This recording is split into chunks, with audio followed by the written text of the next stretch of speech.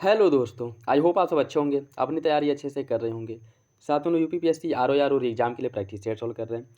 और अभी जो प्रैक्टिस सेट सॉल्व कराया जा रहा है, जीएस वर्ल्ड द्वारा पब्लिश किए गए टेस्ट सीरीज को हम लोग सॉल्व कर रहे हैं और जिसके अंतर्गत हम लोग जीएस वाले सेक्शन को कवर करेंगे। तो यदि आप लोग चैनल पर नए हैं तो सब्सक्राइब कर लीजिए और बेल आइकन को प्रेस कर लीजिए, जिससे वीडियो के महत्वपूर्ण नोटिफिकेशन आप लोगों को मिलते रहें।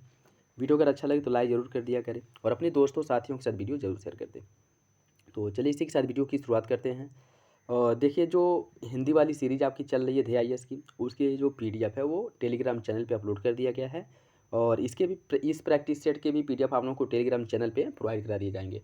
तो वहाँ से आप लोग पीडीएफ डाउनलोड कर सकते हैं। बाकी अपना फीडबैक कमेंट बॉक्स में ज़रूर दे दिया करें और अगर कोई क्वेश्चन पूछा जाता है तो उसका आंसर बताया करिए। उससे जो होगा कि आप लोगों को दो फायदे होंगे। एक तो ये कि अगर आपको नहीं पता है तो पता चल जाएगा, और दूसरा ये कि अगर वो क्वेश्चंस आप लोग गूगल पे या फिर से और कहीं बुक से सर्च करते हैं, ढूंढते हैं, तो वो क्वेश्चंस या फिर से उससे रिलेटेड जो फैक्ट है जो आप पढ़ेंगे, वो लंबे समय तक आपको याद रखने में क्या मिलेगी, मदद मिलेगी। ठीक है, तो इसलिए जो भी क्वेश्चंस पूछे जाते हैं कोशिश करिए कि कमेंट बॉक्स में अपना आंसर दे दिया करें, और जो लोग सही आंसर देंगे उनके आंसर को पिन भी कर दिया जाएगा, जिससे कि बाकी लोगों को सही आंसर का पता चले।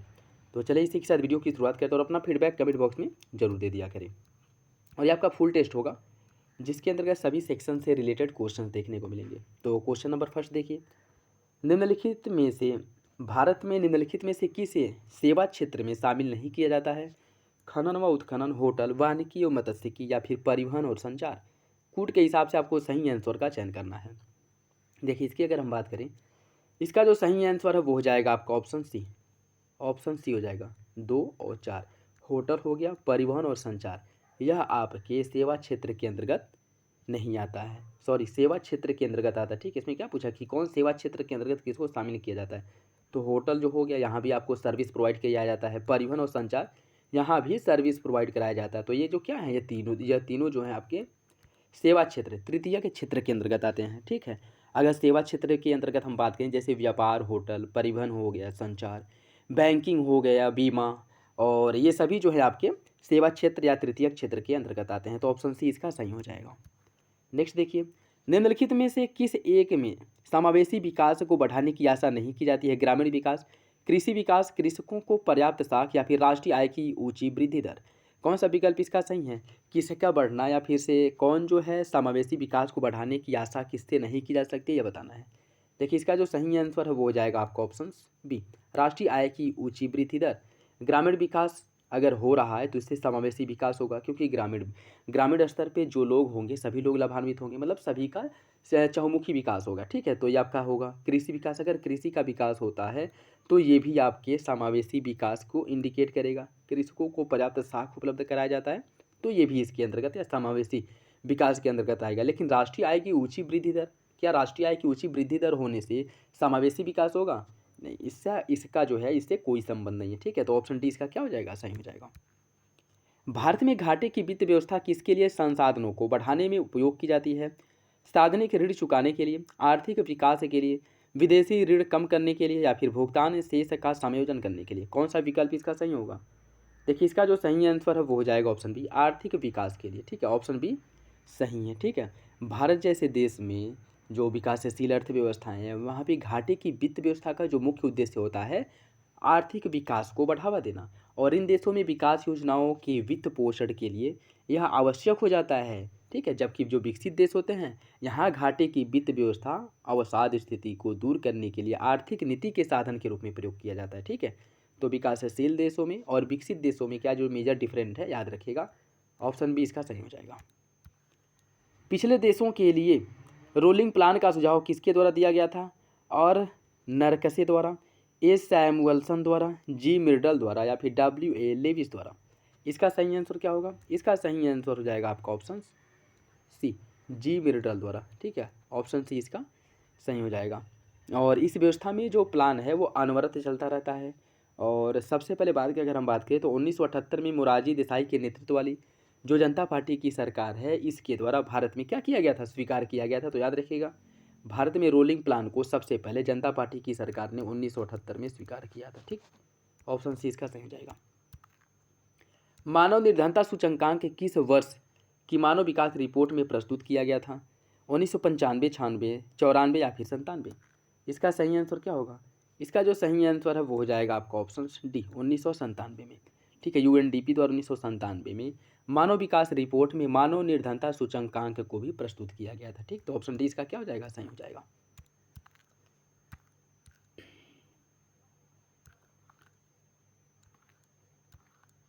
नेक्स्ट देखिए, इसमें सूची फर्स्ट को सूची सेकंड से सम्मिलित करना है। सूची फर्स्ट को सूची सेकंड से सम्मिलित करना। चक्रवर्ती समिति, कुछ समितियां हैं और उनका जो संबंध है किससे है, इससे सम्मिलित करना। चक्रवर्ती समिति 1985, इसका जो गठन किया गया था मौद्रिक प्रणाली में सुधार करने के लिए चक्रवर्ती समिति का गठन 1985 में किया गया था। राजमन्नार समिति 1971, राजमन्नार समिति का गठन 1971 में केंद्र राज्य संबंधों में सुधार करने के लिए राजमन्नार समिति का गठन किया गया था। वाचू समिति का गठन 1971 में प्रत्यक्ष कर में जो वृद्धि है और प्रत्यक्ष कर को कैसे सुव्यवस्थित किया जाए इससे संबंधित सुझाव देने के लिए वाचू समिति का गठन 1971 में हुआ था। और दत्ता समिति का गठन 1969 में औद्योगिक जो लाइसेंस देने का प्रोसेस था, जो व्यवस्था था, इसमें कैसे सुधार किया जा सकता है, इसको और कैसे लचीला बनाया जा सकता है। ठीक है, तो इसको सुझाव देने के लिए, इसमें सुझाव देने के लिए दत्त समिति का गठन 1969 में किया गया था। इसका जो सही आंसर है वो हो जाएगा आपका ऑप्शन 2, 3, 1, 4, 2, 3, 1, 4 ऑप्शन बी हो जाएगा। ऑप्शन बी इसका सही है। निम्नलिखित में से किस एक का मुख्यालय सही सुमिलित नहीं है? यूएनओ का मुख्यालय है वाशिंगटन में, डब्ल्यूटीओ का मुख्यालय जेनेवा में है, आईएलओ का मुख्यालय रोम और एफएओ का मुख्यालय पेरिस। कौन सा विकल्प इसमें से गलत है? देखिए, इसका जो सही आंसर है वो हो जाएगा आपका ऑप्शन, क्या पूछा है कि कौन सा विकल्प कौन सही सुमेलित है, आपको बताना है। ठीक है, तो इसका सही आंसर हो जाएगा बी, डब्ल्यूटीओ का मुख्यालय है जिनेवा में, ये आपका सही है। ठीक है, संयुक्त राष्ट्र संघ यूएनओ का जो मुख्यालय है वह कहाँ पे है? जो है आपके न्यूयॉर्क में है, न्यूयॉर्क में। ठीक, न्यूयॉर्क में है। आईएलओ के मुख्यालय की अगर हम बात करें तो इसका मुख्यालय भी आपके जिनेवा में है। एफएओ का मुख्यालय रोम में है। ठीक है, इटली के रोम शहर में। ठीक है, तो इसका सही आंसर बी हो जाएगा, बाकी तीनों विकल्प आपके गलत हैं। भारत में सबसे महत्वपूर्ण लघु स्तर का उद्योग कौन सा है? हथकरघा उद्योग, वस्त्र उद्योग, कागज उद्योग या फिर जूट उद्योग? इसका सही आंसर क्या होगा? इसका सही आंसर हो जाएगा ऑप्शन ए, हथकरघा उद्योग। हथकरघा उद्योग ऑप्शन ए इसका सही है। ठीक है, भारत में 8 कोर सेक्टर में निम्नलिखित में से किसे शामिल नहीं किया गया? इसके पहले वाले जो प्रैक्टिस सेट कराया गया था उसमें इसके बारे में विस्तार से बताया गया था, तो जो लोग प्रैक्टिस सेट अच्छे से सॉल्व किए होंगे वो इसके बारे में बता पाएंगे। ठीक है, जिनको पता होगा। जो 8 कोर सेक्टर है इसके अंतर्गत किसको शामिल नहीं किया जाता है? उर्वरक, विद्युत, रसायन या फिर सीमेंट? इसका सही आंसर हो जाएगा आपका ऑप्शन सी, रसायन। यह 8 कोर सेक्टर के अंतर्गत नहीं आता है। 8 कोर सेक्टर जो हैं, जो अन्य उद्योगों के लिए आधारभूत हैं, या फिर इसे कह सकते हैं कि अन्य उद्योगों के लिए रॉ मटेरियल या फिर से जो इम्पोर्टेंट संसाधन वो उपलब्ध कराते हैं, उनकी अगर हम बात करें तो यह 8 सेक्टर जो हैं कोयला, कच्चा तेल, प्राकृतिक गैस, रिफाइनरी उत्पाद, उर्वरक, इस्पात, सीमेंट और विद्युत, ये सभी जो है कोर सेक्टर के अंतर्गत आते हैं। तो ऑप्शन सी इसका सही हो जाएगा। राष्ट्रीय ग्रामीण स्वास्थ्य मिशन को किस पंचवर्षीय योजना में शुरू किया गया था? 6ठी, 11वीं, 8वीं या फिर 10वीं? इसका सही आंसर क्या होगा? इसका जो सही आंसर साथियों वो हो जाएगा ऑप्शन डी, 10वीं पंचवर्षीय योजना में। राष्ट्रीय ग्रामीण स्वास्थ्य मिशन एनआरएचएम इसकी जो शुरुआत है, ठीक है, यह की गई थी आपकी एनआरएचएम की जो शुरुआत है वो की गई थी 10वीं पंचवर्षीय योजना में। ठीक है, 10वीं पंचवर्षीय योजना में, अर्थात 2012। ठीक है, सही आंसर डी हो जाएगा। भारत में जनसंख्या घनत्व निरंतर बढ़ रही है, कुछ कम हुआ है, लगभग स्थिर है, पहले बढ़ा फिर 1991 के बाद घटा? कौन सा विकल्प इसका सही होगा? देखिए, बात करें अगर इसकी हम, तो इसका जो सही आंसर है वो हो जाएगा आपका ऑप्शन ए, निरंतर बढ़ रहा है। भारत में जो जनसंख्या की वृद्धि है वह निरंतर बढ़ रही है, तो सही आंसर हो जाएगा ऑप्शन ए। ऑप्शन ए इसका सही हो जाएगा। 2011 की जनगणना के अनुसार उत्तर प्रदेश की साक्षरता दर लगभग कितनी है?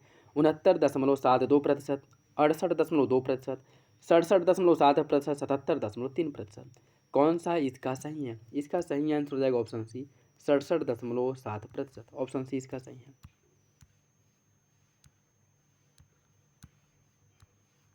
निम्नलिखित राज्यों में से किस राज्य में उच्चतम लिंग अनुपात है? कर्नाटक, उड़ीसा, आंध्र प्रदेश या फिर तमिलनाडु? इसका जो सही आंसर है वो हो जाएगा ऑप्शन डी, तमिलनाडु में। तमिलनाडु का लिंग अनुपात कितना है? इसका लिंग अनुपात है 996। और अगर आंध्र प्रदेश की हम बात करें, इसका जो लिंग अनुपात है 993 है। उड़ीसा का लिंग अनुपात है 979 और कर्नाटक का है 973। ठीक है, तो ऑप्शन डी सही हो जाएगा। 2011 की जनगणना के अनुसार भारत में स्त्री साक्षरता की दृष्टि से केरल के बाद दूसरे स्थान पे कौन आता है? गोवा, त्रिपुरा, मेघालय या फिर मिजोरम? इसका सही आंसर है option D, Mizoram. Option D सही हो जाएगा। केरल का जो साक्षरता दर है, जो केरल का जो महिला साक्षरता दर है वह 92.1% है। और मिजोरम का जो साक्षरता दर है वो 89.3% है। ठीक है, महिला साक्षरता दर। तो सही आंसर डी हो जाएगा। और इस मामले में तीसरे नंबर पे गोवा है, चौथे नंबर पे त्रिपुरा और नागालैंड है आपके पाँचवें नंबर पे। ऑप्शन डी सही हो जाएगा। यदि जन्म एवं मृत्यु दर समान है तथा अंतः या बाह्य प्रवजन नहीं होता है तो जनसंख्या में कोई परिवर्तन नहीं होता है। इसे कहा था किसने? यह जनसंख्या स्थिर रहेगी, गत्यात्मक जनसंख्या, जनसंख्या की स्थिरता या फिर शून्य जनसंख्या वृद्धि, या किसका एक उदाहरण है? इसका जो सही आंसर है वो हो जाएगा ऑप्शन सी, यह जनसंख्या स्थिरता को इंडिकेट करता है। ठीक, ऑप्शन सी इसका सही है। निम्नलिखित में से किस जनगणना वर्ष में देश का लिंग अनुपात सबसे कम रहा था? 1971, 1991, 2001 या फिर 1951? इसका सही आंसर हो जाएगा ऑप्शन बी, 1991 में। 1991 में। ठीक है, देखिए 1900 अगर हम बात करें 1971 की, 1971 का जो लिंग अनुपात है वह 930 था, 930। 1991 का लिंग अनुपात था 927। 2001 का जो लिंग अनुपात है वह 933 था, 933। और 1951 का लिंग अनुपात 946 था। ठीक है, तो सही आंसर क्या हो जाएगा? बी। निम्नलिखित में से कौन सा जनसंख्या की जनांकीय विशेषताओं का हिस्सा नहीं है? जनसंख्या का घनत्व, लिंग अनुपात, रहन सहन का स्तर या फिर ग्रामीण शहरी जनसंख्या? इसका जो सही आंसर है वो क्या होगा? देखिए, इसकी अगर हम बात करें, इसका सही आंसर हो जाएगा ऑप्शन सी, रहन सहन का स्तर। ठीक है, यही जो है जनसंख्या जनांकिकी की विशेषता का भाग नहीं है। बाकी जनसंख्या का घनत्व, लिंग अनुपात, ग्रामीण शहरी जनसंख्या, ये सभी जो है जनांकिकी विशेषता के पार्ट है, लेकिन रहन सहन का स्तर इसका भाग नहीं है। ठीक, ऑप्शन सी हो जाएगा। निम्नलिखित किस राज्य में अनुसूचित जातियों का प्रतिशत राज्य की कुल जनसंख्या की तुलना में सबसे अधिक है? हिमाचल प्रदेश, उत्तर प्रदेश, हरियाणा या फिर पंजाब? इसका जो सही आंसर वो हो जाएगा ऑप्शन डी, पंजाब में। देखिए इसमें क्या पूछा है? अनुसूचित जनजातियों की प्रतिशतता पूछा है, तो इस मामले में पंजाब हो जाएगा। अगर अनुसूचित जनजातियों की संख्या पूछे तो उस मामले में एमपी पहले नंबर पे होगा। तो याद रखिएगा, अगर जनसंख्या पूछ रहा है तो एमपी पहले नंबर पे आ जाएगा, और प्रतिशतता पूछ रहा है तो आपका पंजाब पहले नंबर पे आ जाएगा। ठीक, सही आंसर इसका डी हो जाएगा। उत्तर प्रदेश की जनसंख्या किन देशों से अधिक है? ब्राजील, पाकिस्तान, बांग्लादेश या फिर इंडोनेशिया? कूट के हिसाब से आपको सही आंसर का चयन करना है। देखिए इसकी अगर हम बात करें, उत्तर प्रदेश की जो जनसंख्या है वह ब्राज़ील से भी अधिक है, पाकिस्तान और बांग्लादेश, तीन देशों से अधिक है। तो ऑप्शन 20 का क्या हो जाएगा? सही हो जाएगा। दक्षिण एशिया का सबसे घनी आबादी वाला देश कौन है? भारत, श्रीलंका, बांग्लादेश या फिर मालदीव? इसका सही आंसर हो जाएगा ऑप्शन डी, मालदीव। दक्षिण एशिया का सबसे घनी आबादी वाला देश है मालदीव। ठीक है, तो देखिए इसमें अगर हम मालदीव की बात करें, मालदीव का जो जनसंख्या घनत्व है वह 1770 है, 1770 है। श्रीलंका का जनसंख्या घनत्व है 340। बांग्लादेश का जो जनसंख्या घनत्व है वो 1253 है, 1253। और भारत का जनसंख्या घनत्व की अगर हम बात करें, भारत का जो जनसंख्या घनत्व है यह 460 है। ये वैश्विक स्तर की बात हो रही है। ठीक है, तो इसमें पहले नंबर पे आ जाएगा आपका मालदीव। ठीक, निम्नलिखित में से गलत युग्म का चुनाव कीजिए। लठमार होली बरसाना में, कल की महोत्सव संभल, ध्रुपद मेला झांसी और परिक्रमा मेला अयोध्या। कौन इसमें से गलत है? इसका जो सही आंसर है वो हो जाएगा आपका ऑप्शन सी, ध्रुपद मेला। ध्रुपद मेला का आयोजन जो है यह झांसी नहीं बल्कि कहाँ पे किया जाता है? वाराणसी में, वाराणसी में। ठीक, तो ऑप्शन सी इसका सही हो जाएगा। उत्तर प्रदेश राज्य पर्यटन विकास निगम की स्थापना किस वर्ष की गई थी? 1970, 1985, 1974 या फिर 1972? इसका जो सही आंसर है वो हो जाएगा ऑप्शन सी, 1974 में उत्तर प्रदेश राज्य पर्यटन विकास निगम का स्थापना हुआ था। ऑप्शन सी इसका सही है। उत्तर प्रदेश के निम्नलिखित ताप विद्युत परियोजनाओं में कौन सी गैस आधारित परियोजना नहीं है? अनपरा, औरैया, आंवला या फिर दादरी? इसका सही आंसर क्या होगा? इसका जो सही आंसर साथियों वो हो जाएगा आपका ऑप्शन सी, अनपरा। कौन है? अनपरा है, ठीक है, तो ये सही हो जाएगा। नेक्स्ट देखिए, इसमें सूची फर्स्ट को सूची सेकंड से सम्मिलित करना है। सूची फर्स्ट को सूची सेकंड से सम्मिलित। थीम पार्क कहाँ पे है? थीम पार्क है आपके, थीम पार्क जो है दो जगह पे थीम पार्क का निर्माण किया गया है, एक वाराणसी में और एक आगरा में। आगरा में, ठीक है, तो थीम पार्क वाराणसी में। साइबर सिटी है कानपुर में। साइंस सिटी कहाँ पे है? साइंस सिटी जो है गाजियाबाद में है। और टॉय सिटी है ग्रेटर नोएडा में। इसका जो सही आंसर है वो हो जाएगा आपका ऑप्शन बी हो जाएगा। 1 2 4 3, 1 2 4 3, ऑप्शन बी इसका सही है। निम्नलिखित में से कौन सा सही सम्मिलित नहीं है? समस पक्षी विहार है मैनपुरी में।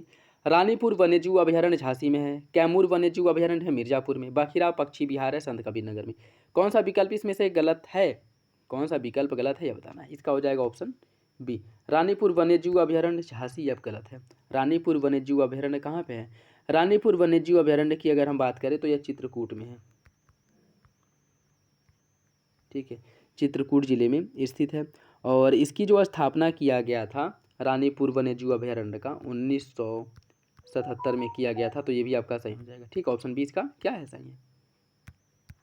नेक्स्ट देखिए, इसमें सूची फर्स्ट को सूची सेकंड से सम्मिलित करना है। राधा कुंड झील कहाँ पे है? राधा कुंड झील है मथुरा में। सरसई नावर झील है कहाँ पे? इटावा में। मदन सागर झील है महोबा में। और रामगढ़ ताल है गोरखपुर में। सही आंसर 2 1 4 3, ऑप्शन ए। भारतीय राष्ट्रीय कांग्रेस के कितने अधिवेशन स्वतंत्रता पूर्व इलाहाबाद में आयोजित किए गए थे? 2 4 3 या फिर 1? इसका जो सही आंसर है वो हो जाएगा ऑप्शन सी, 3 अधिवेशन इलाहाबाद में हुए थे, ठीक है। 1888 का देखिए कौन कौन हुआ था। एक हुआ था 1888 वाला, जिसकी अध्यक्षता की गई थी जॉर्ज यूल द्वारा। जॉर्ज यूल द्वारा अध्यक्षता की गई थी, ठीक। उसके बाद हुआ था दूसरा आपका 1892 में। 1892 में हुए थे, जिसकी अध्यक्षता WC बनर्जी ने की थी।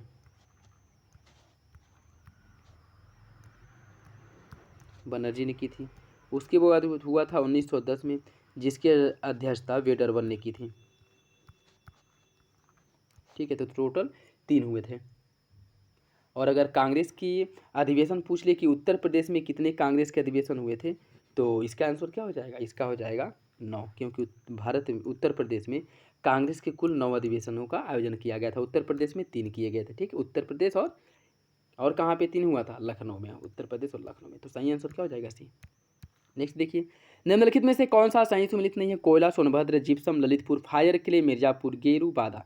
इसमें से कौन सा विकल्प सही सम्मिलित नहीं है? इसका सही आंसर हो जाएगा ऑप्शन बी, जिप्सम, ललितपुर। ये आपका गलत है, ठीक है। जिप्सम की अगर हम बात करें, जिप्सम मुख्य रूप से झांसी और हमीरपुर वाले ज़िले में, झांसी और हमीरपुर वाले ज़िले में मुख्य रूप से जिप्सम का उत्पादन होता है। तो बी इसका सही हो जाएगा।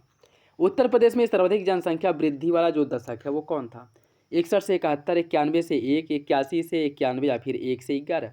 इसका सही आंसर हो जाएगा ऑप्शन बी, 91 से 2001, ऑप्शन बी सही है। उत्तर प्रदेश के संदर्भ में निम्नलिखित कथनों पर विचार कीजिए। सर्वाधिक जनसंख्या वाला जिला है प्रयागराज। न्यूनतम जनसंख्या घनत्व वाला जिला चित्रकूट है।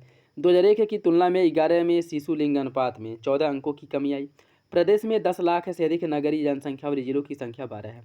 इसमें से कौन सा विकल्प सही है? कूट के हिसाब से आपको सही आंसर का चयन करना है। देखिए, इसकी अगर हम बात करें, इसका सही आंसर हो जाएगा 1 2 4, 1 2 4, 3 गलत है। 2001 की तुलना में 11 में शिशु लिंग अनुपात में 14 अंकों की कमी आई है। देखिए, इसकी अगर हम बात करें 2001 में शिशु लिंगानुपात जो है 916 था, और 2011 में यह है शिशु लिंगानुपात जो है घट गया। तो इसमें जो है आपका 1 2 4, 1 सेकेंड, सही तो है। देखिए, इसका सही आंसर होगा आपका डी, 1 3 4 सही होगा, ठीक है। दूसरे में क्या कह रहा है कि न्यूनतम जनसंख्या घनत्व वाला जो जिला है चित्रकूट है, ये आपका गलत हो जाएगा, ठीक है, ये आपका गलत हो जाएगा। तो इसमें न्यूनतम जनसंख्या घनत्व वाला जिला जो है वह आपका ललितपुर है, ठीक है, ललितपुर, ठीक। तो दूसरा गलत है, बाकी पहला, तीसरा और चौथा ये तीनों सही हो जाएंगे। साबुन के बुलबुले के अंदर का दाब वायुमंडलीय दाब से कम होता है, बराबर होता है, आधा होता है या फिर अधिक होता है? इसका सही आंसर हो जाएगा ऑप्शन डी। साबुन के अंदर बुलबुले का जो दाब होता है वह वायुमंडलीय दाब से अधिक होता है, ठीक है, ऑप्शन डी हो जाएगा। निम्नलिखित में से कौन सा सही सुमिलित नहीं है? एनीमोमीटर से वायु की चाल मापी जाती है, टैकियोमीटर से दाबांतर, अमीटर से विद्युत धारा और पायरोमीटर से उच्च दाब। कौन सा विकल्प इसमें से सुमिलित नहीं है? इसका जो सही आंसर वो हो जाएगा ऑप्शन बी, टैकियोमीटर से दाबांतर। यह गलत है। टैकियोमीटर की अगर हम बात करें, टैकियोमीटर इसे क्षैतिज दूरी, लंबवत उन्नयन और दिशाओं के त्वरित जो त्वरण होता है वो मापने के लिए इसको डिजाइन किया गया, ठीक है, तो यही आपका गलत हो जाएगा।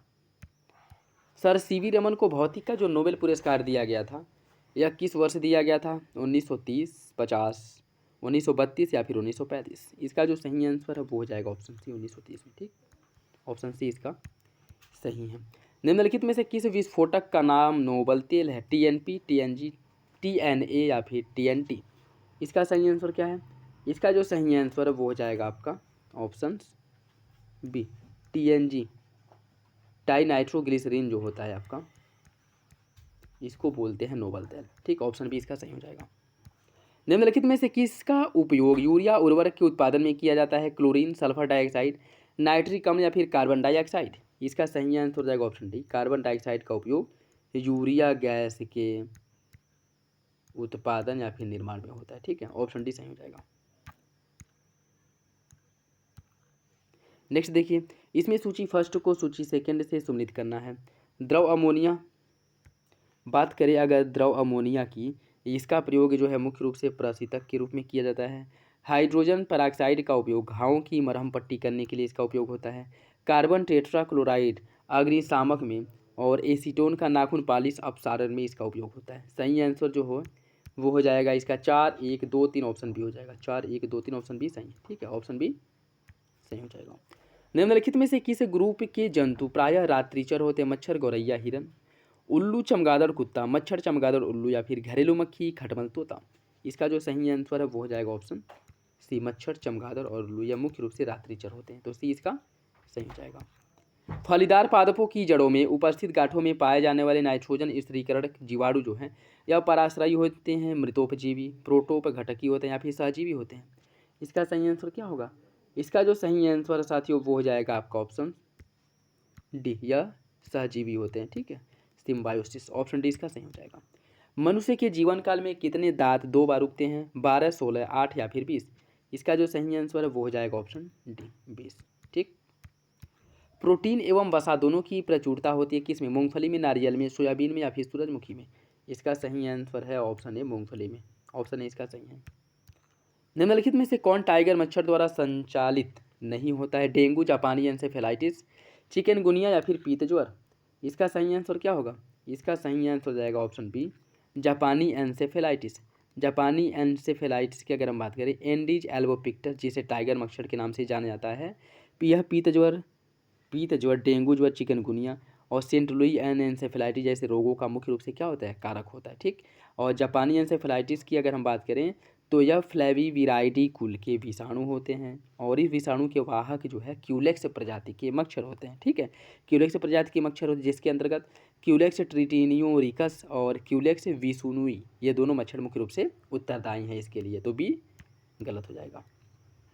निम्नलिखित में से किस एक प्रकार के जीव में वह घटना पाई जाती है जिसमें मादा मैथुनों के बाद मैथुनोपरांत नर को मार देता है? मधुमक्खी, मकड़ी, ड्रैगन फ्लाई या फिर पीट वाइपर? इसका सही आंसर क्या होगा? इसका सही आंसर हो जाएगा आपका ऑप्शन बी, मकड़ी में, ठीक, ऑप्शन बी सही है। निम्नलिखित में से कौन एक कीट के शरीर से निकला स्राव है? मूंगा, मोती, गोद या फिर लाख? इसका सही आंसर है option D, lakh, option D हो जाएगा। अल्जाइमर रोग में मानव शरीर का कौन सा अंग प्रभावित होता है? आँख, यकृत, फेफड़ा या फिर मस्तिष्क? इसका सही आंसर क्या होगा? इसका जो सही आंसर है वो हो जाएगा आपका ऑप्शन डी, मस्तिष्क। और इसमें मुख्य रूप से क्या होता है? भूलने की बीमारी है जिसमें लोग धीरे धीरे अपनी याददाश्त भूलते जाते हैं, ठीक है, ऑप्शन डी हो जाएगा। छपाई में प्रयोग की जाने वाली स्याही निम्नलिखित में से किसके अपघटन से प्राप्त होता है? एसिटिलीन, बेंजीन, मेथेन या फिर कार्बन टेट्राक्लोराइड? इसका सही answer option C, methane, option C हो जाएगा। निम्नलिखित में से कौन सी एक चोटी भारत में अवस्थित नहीं है? त्रिशूल, कामेत, गोसाई थान या फिर गौरालाटा? इसका सही आंसर क्या होगा? इसका जो सही आंसर साथियों वो हो जाएगा आपका ऑप्शन सी, गोसाई थान, ऑप्शन सी था ये, ठीक है। गोसाई थान की अगर हम बात करें तो यह तिब्बत में नेपाल की सीमा के निकट स्थित है, ठीक है। जबकि त्रिशूल हो गया, कामेत हो गया, ये दोनों उत्तराखंड में है, ठीक है। और गौरा लाटा चोटी यह जो है समरी पाट के चादी पहाड़ी रेंज में स्थित है और यह छत्तीसगढ़ राज्य के ये पहाड़ी वाले जो क्षेत्र है यहाँ पे पाया जाता है, ठीक है। तो ऑप्शन सी हो जाएगा। गौरा लाटा कहाँ पे? छत्तीसगढ़ में है। छत्तीसगढ़ में त्रिशूल और कामेत है उत्तराखंड में, ठीक है। निम्नलिखित कथनों में से कौन सा एक सही नहीं है? महानदी का उद्भव छत्तीसगढ़ के पठार से होता है, कावेरी नदी का उद्भव होता है आंध्र प्रदेश में, गोदावरी नदी का उद्भव महाराष्ट्र से और ताप्ती नदी का उद्भव मध्य प्रदेश से। कौन सा विकल्प इसमें से गलत है? इसका सही आंसर हो जाएगा ऑप्शन बी, कावेरी नदी का उद्भव आंध्र प्रदेश से होता है, यह गलत है। कावेरी नदी की अगर हम बात करें, इसका जो उद्भव है कर्नाटक के कुर्ग जिले के ब्रह्मगिरी पहाड़ी से होता है। लंबाई कितनी है? 805 किलोमीटर, ठीक है। सही आंसर हो जाएगा बी।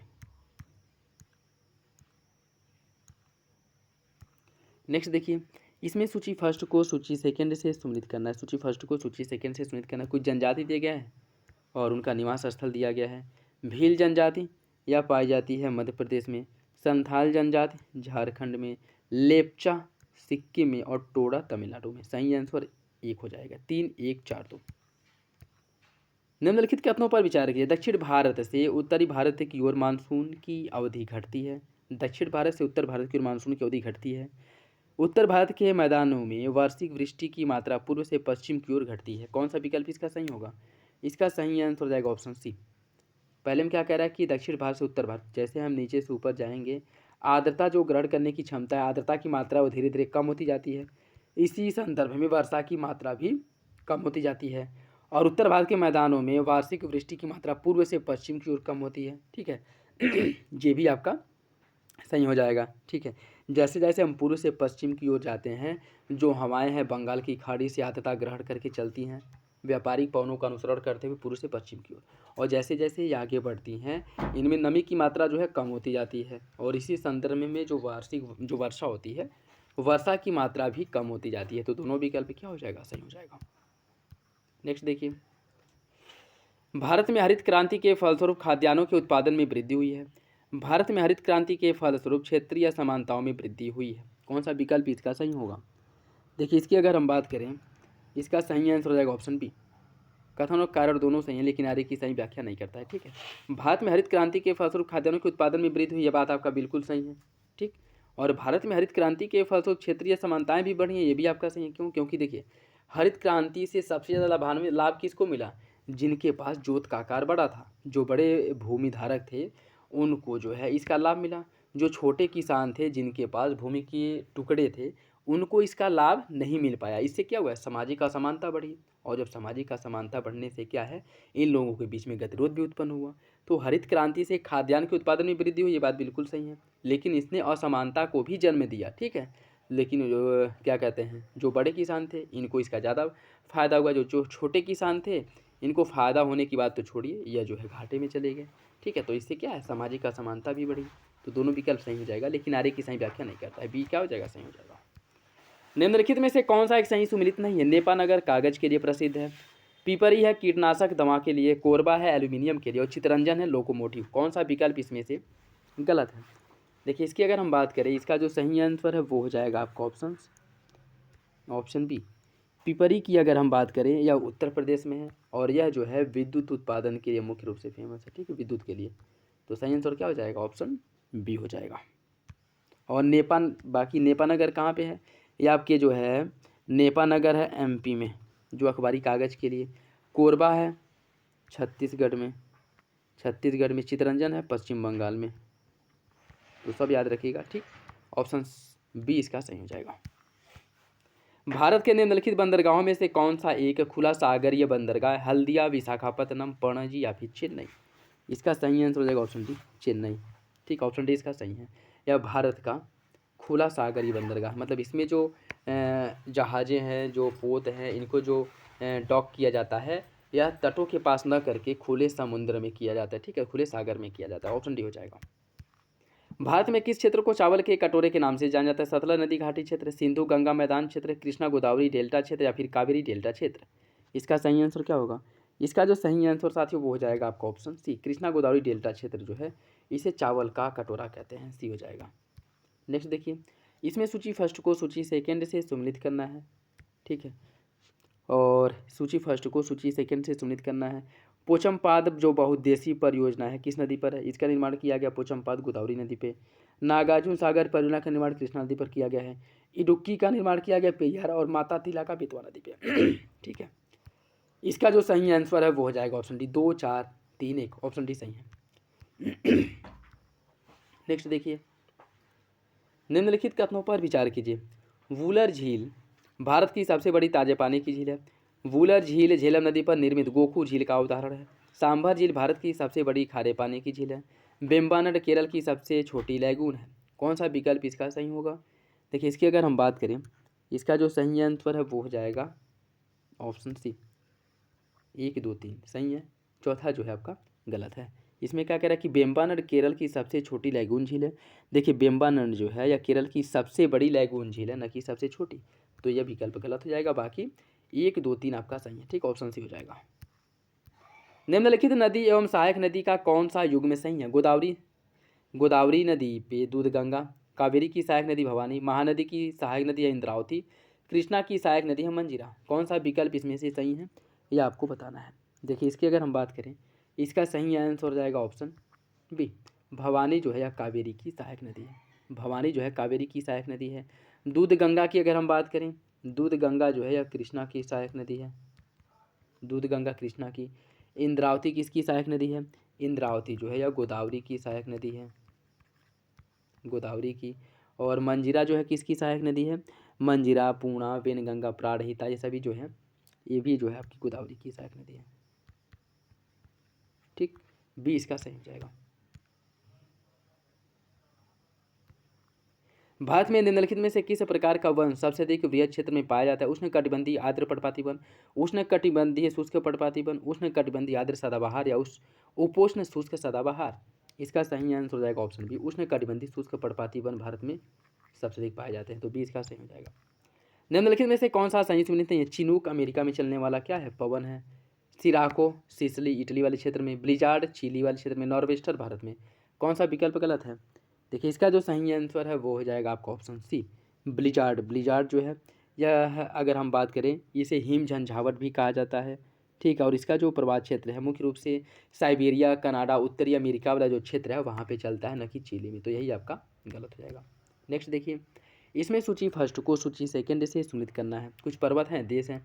अलेघनी पर्वत कहाँ पे है? अलेघनी पर्वत जो है ये है आपके संयुक्त राज्य अमेरिका में। कैटाब्रियन पर्वत है स्पेन में। एलब्रूज है ईरान में। मैकेंजी है कनाडा में। सही आंसर क्या है? सही आंसर है इसका 4 3 1 2 ऑप्शन डी हो जाएगा। 4 3 1 2 ऑप्शन डी इसका सही है, ऑप्शन डी। निम्नलिखित में से कौन सा सही सुमिलित नहीं है? सेल्वा उष्णकटिबंधीय वन, टैगा शीतोष्णकटिबंधीय वन, डाउन्स उष्पोष्ण या उष्णकटिबंधीय घास का मैदान, स्टेपिज शीतोष्णकटिबंधीय घास का मैदान। कौन सा विकल्प गलत है? वो हो जाएगा आपका ऑप्शन सी, डाउन्स उष्णकटिबंधीय घास का मैदान, यह गलत है, ठीक है। डाउन्स जो है उष्णकटिबंधीय घास का मैदान नहीं है, ठीक है। देखिए, अगर हम बात करें शीतोष्णकटिबंधीय घास के मैदान, यह जो है मुख्य रूप से इसमें प्रेयरीज, पंपाज, वेल्ड, स्टेपिज और डाउन्स आते हैं। तो डाउन्स जो है आपका शीतोष्णकटिबंधीय घास का मैदान है, न कि उष्णकटिबंधीय, तो ऑप्शन सी क्या हो जाएगा? गलत। जो महासागरीय धारा शेष 3 से भिन्न कौन है? ब्राजीलियन, बेगुला, पेरूवियन या फिर दक्षिणी भूमध्य रेखीय धारा। कौन सा विकल्प इसका सही होगा? देखिए, इसकी अगर हम बात करें, इसका सही आंसर हो जाएगा आपका ऑप्शन सी, पेरूवियन धारा, जो पेरू तट पे प्रवाहित होती है, ठीक है। पेरूवियन धारा जो पेरू तट पे प्रवाहित होती है, और बाकी जो है आपका यह कहाँ चलती है? यह प्रशांत महासागर में चलती है। बाकी ब्राजीलियन धारा, बेगुला और दक्षिण भूमध्य रेखीय धारा, यह तीनों कहाँ चलती हैं? तीनों अटलांटिक महासागर में चलती हैं, ठीक है। तो सी इसका सही हो जाएगा। निम्नलिखित में से कौन सी नदी भ्रंश घाटी से होकर के प्रवाहित होती है? कौन सी नदी भ्रंश घाटी से? राइन, अमेजन, वोल्गा या फिर डेन्यूब। इसका जो सही आंसर है वो हो जाएगा ऑप्शन ए, राइन नदी जो है यह भ्रंश घाटी से होकर के प्रवाहित होती है। और यह जो है राइन नदी वल्दाई ग्लेशियर से इसका उद्गम होता है, भ्रंश घाटी से होकर के प्रवाहित होती है, ठीक है, ऑप्शन हो जाएगा। निम्नलिखित झीलों को क्षेत्रफल की दृष्टि से, और अगर राइन नदी के बारे में कुछ और हम देखें, राइन नदी के तट पर ही रॉटरडम बंदरगाह स्थित है, रॉटरडम। और इससे कोयले का परिवहन होने के कारण, कोयले का बहुत अधिक मात्रा में इससे परिवहन किया जाता है, जिस कारण इसे कोयला नदी या कोयल नदी के नाम से भी जाना जाता है, ठीक है। और राइन नदी का जो मार्ग है, ठीक, यह सबसे व्यस्ततम यूरोप का जो सागरीय या आंतरिक मार्ग है, ठीक है, वो इस यही है, ठीक है। तो ये हो जाएगा, याद रखिएगा।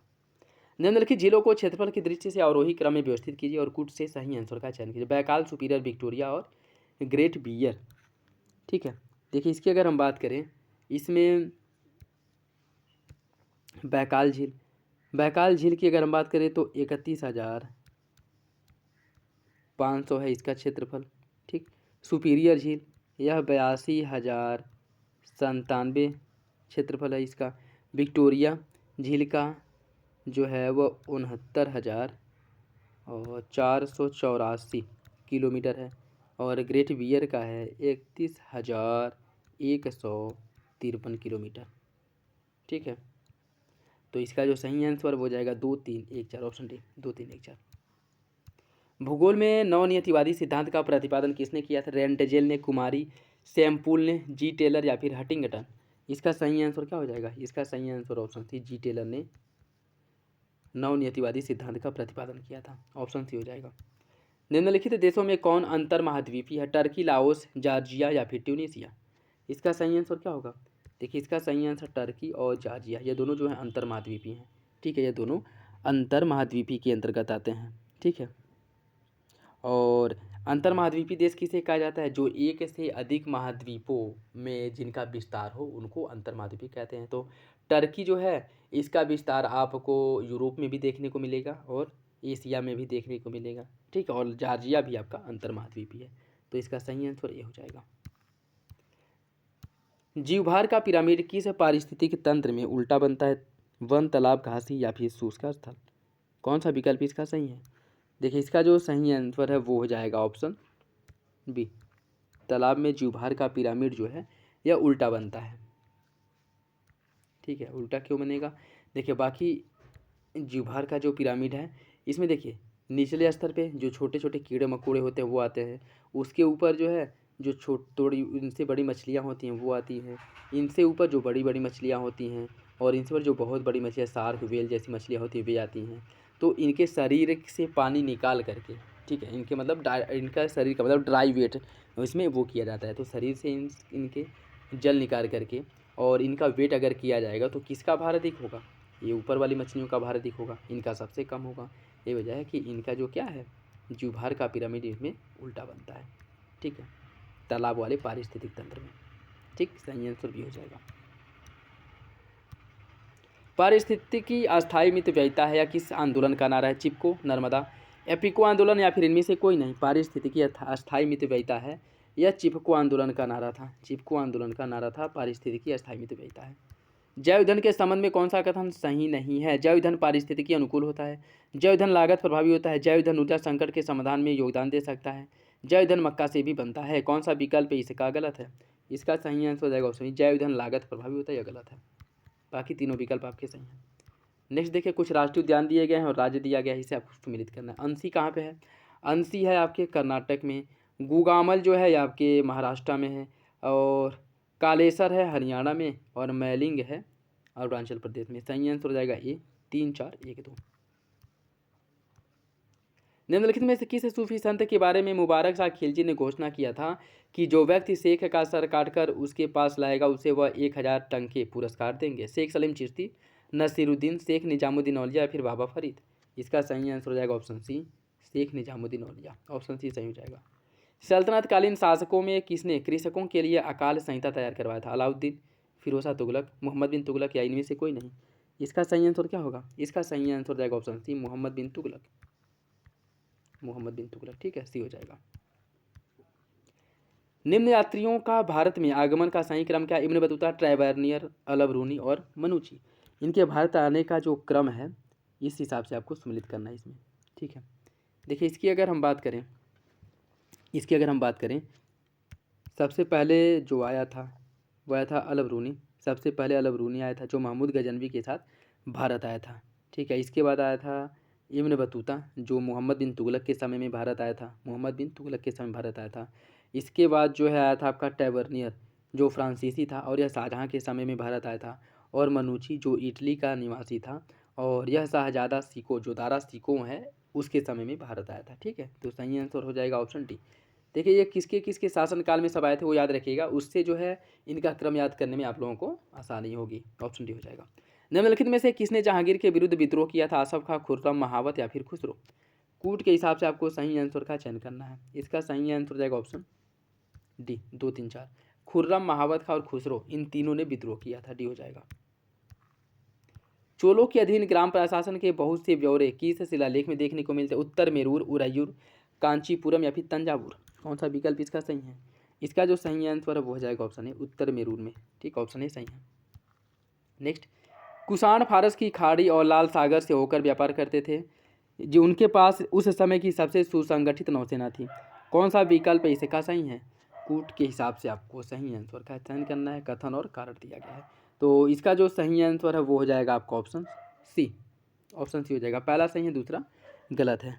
देखिए जो पेरिपल्स ऑफ इरिथ्रियन सी है, यह अरिकामेडू, इसकी खुदाई से अनेक बंदरगाह और व्यापारिक केंद्रों की साक्ष्य प्राप्त हुए हैं। और इससे स्पष्ट होता है कि कुषाणों का जो व्यापार है वो पश्चिमी विश्व से फारस की खाड़ी और लाल सागर के जलमार्ग से होता था। और इन सभी साक्ष्यों में किसी भी कुषाण की सशक्त नौसेना की उपस्थिति का उल्लेख नहीं मिलता है। ठीक है, तो कुषाणों की एक मजबूत नौसेना थी ऐसा कहीं भी उल्लेख नहीं मिलता है, लेकिन व्यापार होता था इसके बारे में जानकारी मिलती है। ठीक है, तो पहला सही हो जाएगा, दूसरा गलत है। नेक्स्ट देखिए कौन सा इसमें गलत है। नेमिनाथ का प्रतीक चिन्ह शंख, अजीतनाथ का हाथी, पार्श्वनाथ का सर्प और मल्लीनाथ का कमल? कौन सा विकल्प गलत है? इसका हो जाएगा आपका ऑप्शन डी, मल्लीनाथ का कमल। यह गलत है। ठीक है, मल्लीनाथ की अगर हम बात करें तो यह जैन धर्म के 19वें तीर्थंकर थे और इनका जो प्रतीक चिन्ह है वो कलश था। क्या था? कलश था। ऑप्शन डी हो जाएगा। सिंधु सभ्यता के बारे में कौन सा विकल्प गलत है? नगरों, सड़कों एवं गलियों की सुदृढ़ व्यवस्था थी, मातृदेवी की उपासना की जाती थी, लोग लोहे से परिचित नहीं थे किंतु इसका उपयोग करते थे, व्यापार एवं वाणिज्य उन्नत दशा में था। कौन सा विकल्प गलत है? इसका सही आंसर हो जाएगा ऑप्शन सी, लोग लोहे से परिचित नहीं थे लेकिन फिर भी इसका उपयोग करते थे। ये कैसे सही हो जाएगा भाई? अगर हम उस सामान से परिचित ही नहीं है, अगर उसकी कोई भी सामान है अगर वो हमारे पास है तो हमको हमारा उससे परिचय हो ही जाएगा। परिचय कब नहीं होगा? जब हम उससे कभी मिले ना हो, कोई पर्सन हो या फिर से कोई वस्तु हो, अगर उसको ना देखे हो उस नाम तो उससे हमारा परिचय नहीं होगा। तो सी वाला विकल्प जो आपका गलत हो जाएगा।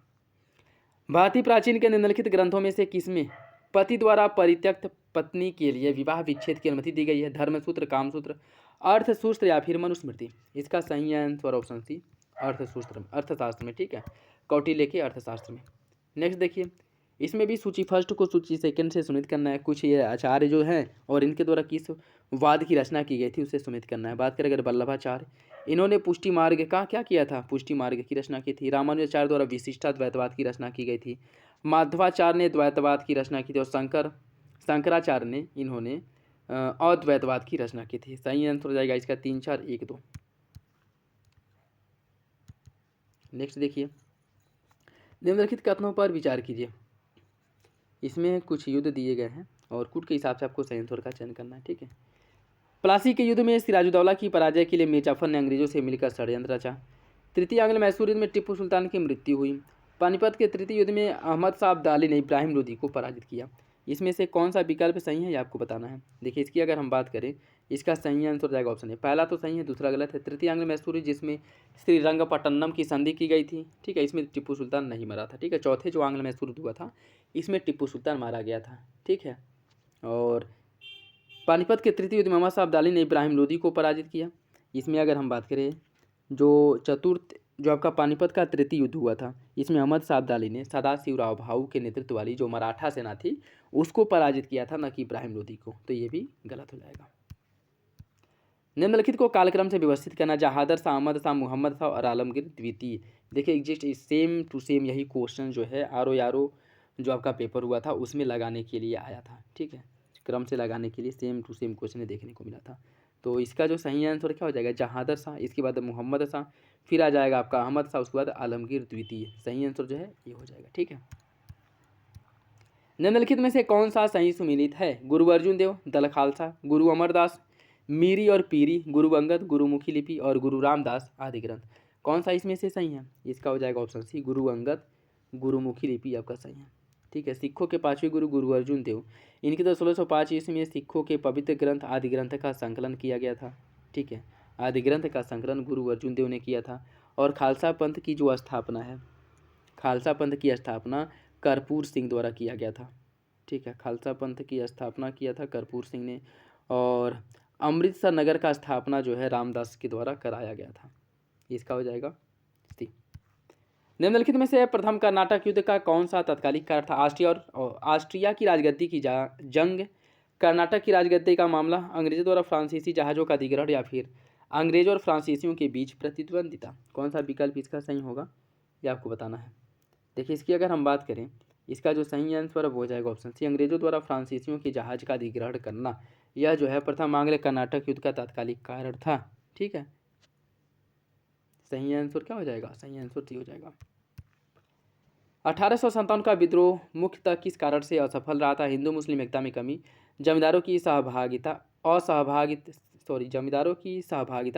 किसी सामान्य योजना और केंद्रीय संगठन की कमी, या फिर उपरोक्त में से सभी।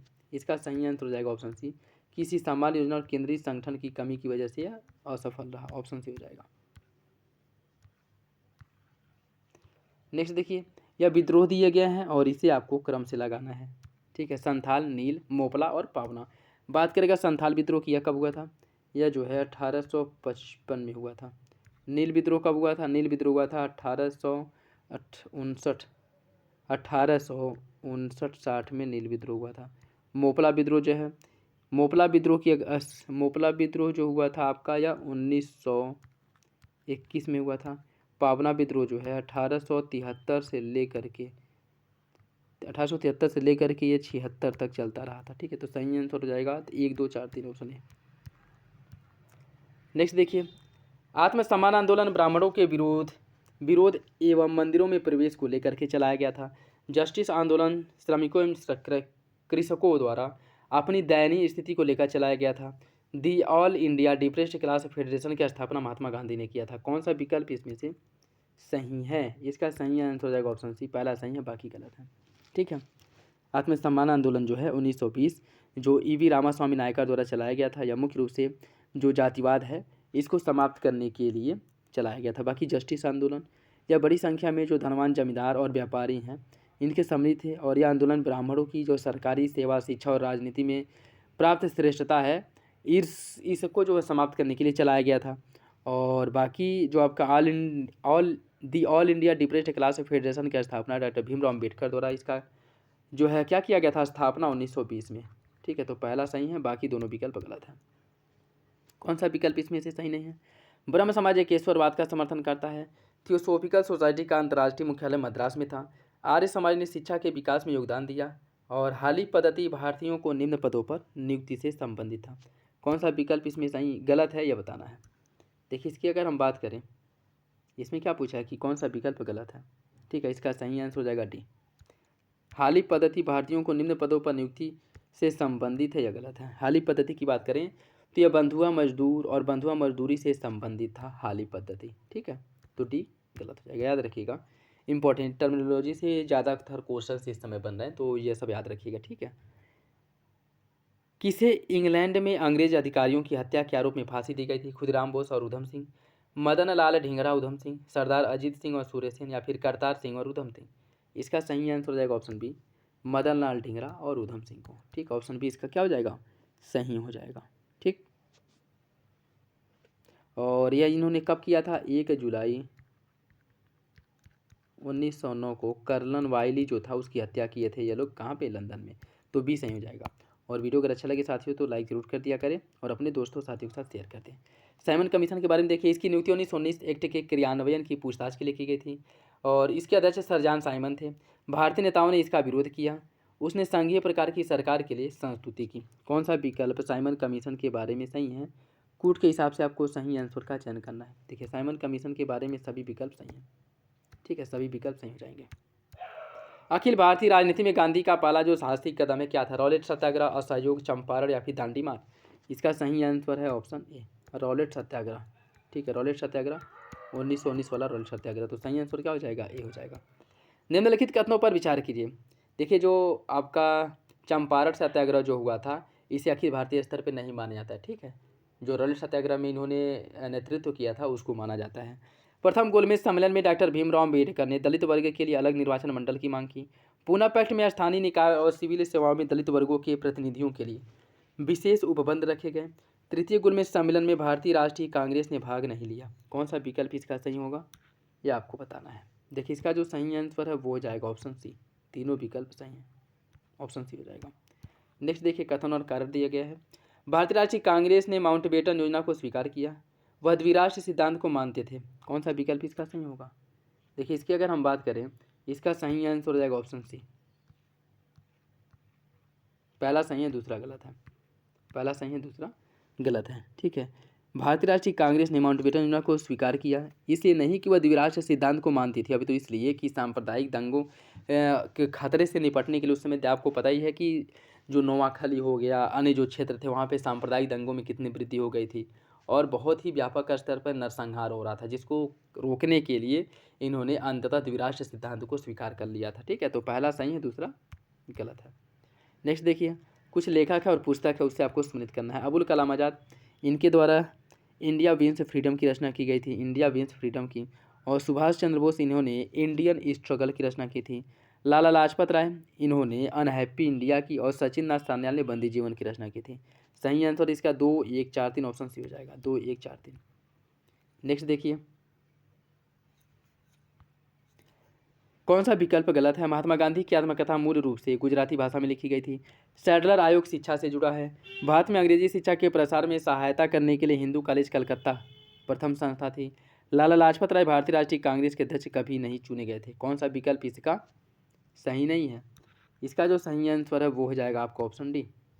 लाला लाजपत राय भारतीय राष्ट्रीय कांग्रेस के कभी भी अध्यक्ष नहीं चुने गए थे, यह गलत है। ठीक है, अगर हम बात करें लाला लाजपत राय की, या भारतीय राष्ट्रीय कांग्रेस के कलकत्ता अधिवेशन के अध्यक्ष चुने गए थे। ठीक है, इसमें अगर ये रहता कि बाल गंगाधर तिलक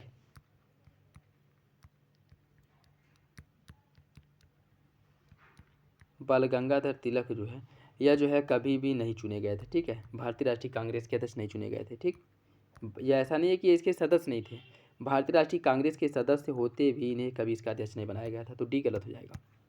नेक्स्ट देखिए, जहाँ से आपके रीजनिंग वाले क्वेश्चन हैं, 101 का हो जाएगा आपका ऑप्शन सी, 3 और 6। क्वेश्चन नंबर 102, क्वेश्चन नंबर 102 का जो सही आंसर है वो हो जाएगा आपका ऑप्शन डी, 16 और 32।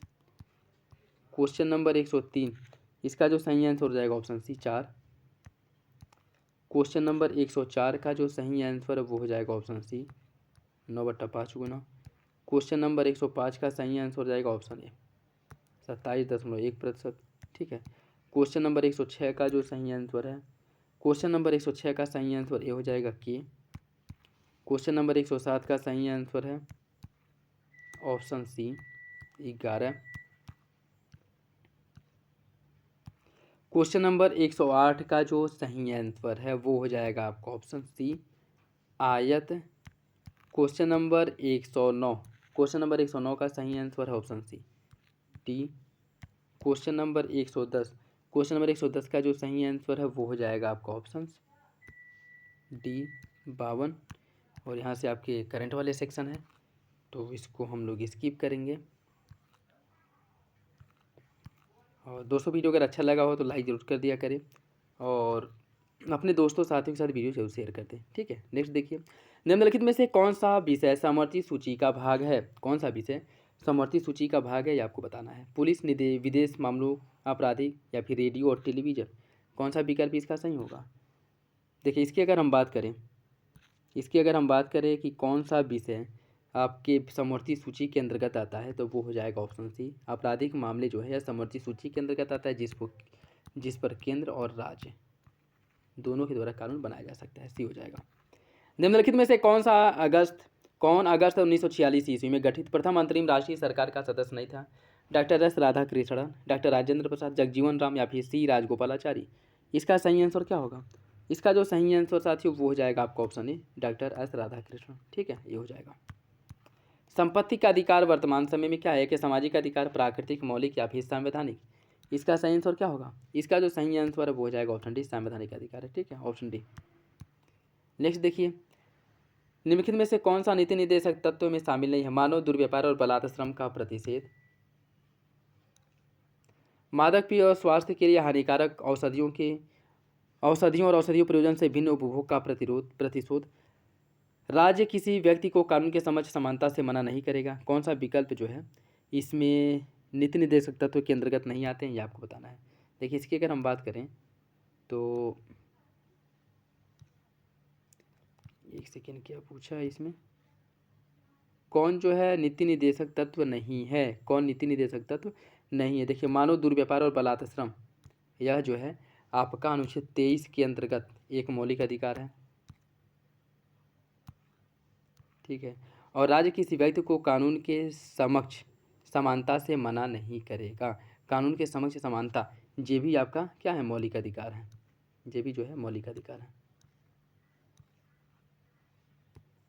ठीक है, ये भी मौलिक अधिकार है। तो 1 और 3 जो है यह नीति निर्देशक तत्व नहीं है, ठीक है, 1 और 3 नीति निर्देशक तत्व नहीं है। नेक्स्ट देखिए, निम्नलिखित संविधान संशोधनों में से कौन सा राज्य से निर्वाचित होने वाले लोकसभा के सदस्यों की संख्या में वृद्धि करने से संबंधित है। 7वां, 31वां, 12वां, 38वां, 6ठा, 31वां या फिर 11वां और 42वां, कौन संविधान संशोधन इससे संबंधित है। इसका जो सही आंसर है वो हो जाएगा ऑप्शन ए, 7वां और 31वां, ठीक है, ऑप्शन ए हो जाएगा। लेखानुदान संघ सरकार को अनुमति प्रदान करता है आरबीआई से धन उधार लेने की, राज्यों को अनुदान प्रदान करने की, निश्चित योजना की पूर्ति हेतु लोक लेखा निधि से धन निकालने की, या फिर निश्चित अवधि के लिए भारतीय संचित निधि से धन निकालने की। इसका सही आंसर हो जाएगा ऑप्शन ए, निश्चित अवधि के लिए भारत की संचित निधि से धन निकालने की अनुमति देता है लेखानुदान। नेक्स्ट देखिए, ग्रामीण स्थानीय निकायों के निर्वाचन पर भारत के राज्य निर्वाचन आयोग एक संवैधानिक प्राधिकरण है जो ग्रामीण स्थानीय निकायों के निर्वाचन पर भारत के निर्वाचन आयोग का निरीक्षण करता है। कौन सा विकल्प इसका सही है। देखिए इसकी अगर हम बात करें, इसका सही आंसर हो जाएगा ऑप्शन सी, ठीक है, पहला सही है, दूसरा गलत है। यह ग्रामीण स्थानीय निकाय के निर्वाचन पर भारत के निर्वाचन आयोग का निरीक्षण करता है, गलत है। यह एक स्वतंत्र निकाय है जो राज्य स्तरीय चुनाव, जो पंचायत और नगर पालिका के चुनाव होते हैं वो इनके द्वारा कंडक्ट कराए जाते हैं। तो पहला सही हो जाएगा, दूसरा गलत है। संविधान के किस संशोधन अधिनियम के अंतर्गत अन्य पिछड़ा वर्ग को शिक्षण संस्थाओं में प्रवेश हेतु 27% का आरक्षण दिया गया था। किस संविधान संशोधन द्वारा दिया गया था। देखिए इसका जो सही आंसर हो जाएगा ऑप्शन सी, 93वें संविधान संशोधन द्वारा, ऑप्शन सी हो जाएगा। भारत के राष्ट्रपति से संबंधित कथनों में से कौन सा कथन सही नहीं है। वह दोनों सदनों की चर्चा में भाग लेता है, संसद का एक संघटक भाग है, वह प्रत्येक वर्ष दोनों सदनों के संयुक्त बैठक को संबोधित करता है, वह किसी परिस्थितियों में अध्यादेश लागू कर सकता है। कौन सा विकल्प इसका सही नहीं है। इसका जो सही आंसर हो जाएगा ऑप्शन ए, यह दोनों सदनों की चर्चा में भाग लेता है, यह गलत है, ठीक है, यह आपका गलत है, बाकी विकल्प सही जाएंगे। मानववादी के बारे में देखिए, लोकसभा की कार्यवाही में भाग ले सकता है, लोकसभा की किसी समिति का सदस्य हो सकता है।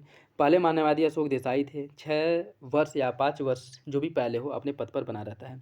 कौन सा विकल्प इसका सही होगा। देखिए इसकी अगर हम बात करें, इसका सही आंसर हो जाएगा ऑप्शन सी, पहला दूसरा सही है, तीसरा चौथा गलत है, ठीक है। अनुच्छेद 76 में इसके बारे में प्रावधान किया गया है, ठीक है। और भारत के पहले जो महान्यायवादी थे MC सीतलवाड़ थे, तो ये आपका गलत हो जाएगा। और इसकी जो बात करें अगर महान्यायवादी की तो यह राष्ट्रपति के प्रसाद पर्यंत पद धारण करता है, इसका कोई निश्चित वो टेन्योर नहीं होता है, ठीक है। तो पहला दूसरा सही है, तीसरा चौथा गलत। लोकसभा की बैठक समाप्त की जा सकती है सत्रावसान, स्थगन, विघटन या फिर उपरोक्त में से सभी। इसका सही आंसर ऑप्शन डी, उपरोक्त में से सभी। भारत सरकार तथा एक या एक से अधिक राज्यों के बीच विवाद, संसद के किसी भी सदन या राज्य विधानमंडल में हुए चुनाव पर विवाद उच्चतम न्यायालय की जो प्रारंभिक अधिकारिता के अंतर्गत आता है, कौन सा क्षेत्र जो है इसके प्रारंभिक अधिकारिता के अंतर्गत आता है, यह बताना है। देखिए इसकी अगर हम बात करें, इसका जो सही आंसर है वो हो जाएगा आपका ऑप्शन, एक सेकेंड, भारत सरकार तथा किसी संघ राज्य क्षेत्र के बीच विवाद, 2 या 2 से अधिक राज्यों के बीच विवाद, इनमें से कौन जो है इसके प्रारंभिक अधिकारिता के अंतर्गत आता है। देखिए इसका जो सही आंसर हो जाएगा ऑप्शन डी, पहला और चौथा, ठीक है। भारत सरकार और एक या एक से अधिक राज्यों के बीच विवाद, एक और भारत सरकार और किसी राज्य और दूसरी ओर एक या एक से अधिक राज्य हों या फिर 2 या 2 से अधिक राज्य हों, इनके ये बीच जो विवाद होता है या इसके प्रारंभिक अधिकारिता के अंतर्गत आता है, ठीक। निम्नलिखित में से किस मामले में राज्य लोक सेवा आयोग से परामर्श नहीं लिया जा सकता। सिविल सेवा के लिए भर्ती की पद्धति पर, सिविल सेवकों के स्थानांतरण पर, सिविल सेवकों की नियुक्ति में अनुसरण किए जाने वाले सिद्धांतों पर, या फिर सिविल सेवकों में प्रोन्नति एवं एक सेवा में दूसरी सेवा में अंतरण के लिए अनुसरण किए जाने वाले सिद्धांतों पर। कौन सा विकल्प इसका सही है। देखिए इसकी अगर हम बात करें, इसका जो सही आंसर हो जाएगा ऑप्शन बी, सिविल सेवकों के स्थानांतरण पर, ठीक, ऑप्शन बी। नेक्स्ट देखिए, निर्वाचन आयोग को 3 सदस्यीय आयोग कब बदल दिया गया था, मतलब निर्वाचन आयोग पहले एक सदस्यीय निकाय थी, कब इसको 3 सदस्यीय आयोग में कन्वर्ट कर दिया गया था। इसका जो सही आंसर हो जाएगा ऑप्शन डी, 1989 में इसे जो है 3 सदस्यीय निकाय बना दिया गया था, एक मुख्य निर्वाचन आयोग, 2 अन्य आयुक्त, ठीक है, तो टोटल 3 हो गए थे, ठीक, ऑप्शन डी। नेक्स्ट देखिए आज का लास्ट क्वेश्चन, इसमें सूची फर्स्ट को सूची सेकंड से सुनित करना है। लोकसभा की सीटें दी गई हैं और राज्य दिया गया है। पंजाब में कितनी है लोकसभा की सीटें? पंजाब में लोकसभा की सीटें हैं 13। हिमाचल प्रदेश में लोकसभा की सीट 4 है। झारखंड में लोकसभा की सीट है 14 और छत्तीसगढ़ में 11। सही आंसर 2 4 1 3 ऑप्शन हो जाएगा, ठीक है, ऑप्शन ए। तो ये था आज का last question. I hope video आप लोगों को अच्छा लगा होगा। वीडियो पसंद है तो लाइक करिए, चैनल पे नए हैं तो सब्सक्राइब कर ले, और किसी भी क्वेश्चंस को लेकर के कोई डाउट हो, कन्फ्यूजन हो, कमेंट बॉक्स में कमेंट करके पूछ सकते हैं। तो चलिए मिलते हैं अगली वीडियो में, तब तक के लिए धन्यवाद, और अपना फीडबैक कमेंट बॉक्स में जरूर दे दिया करें।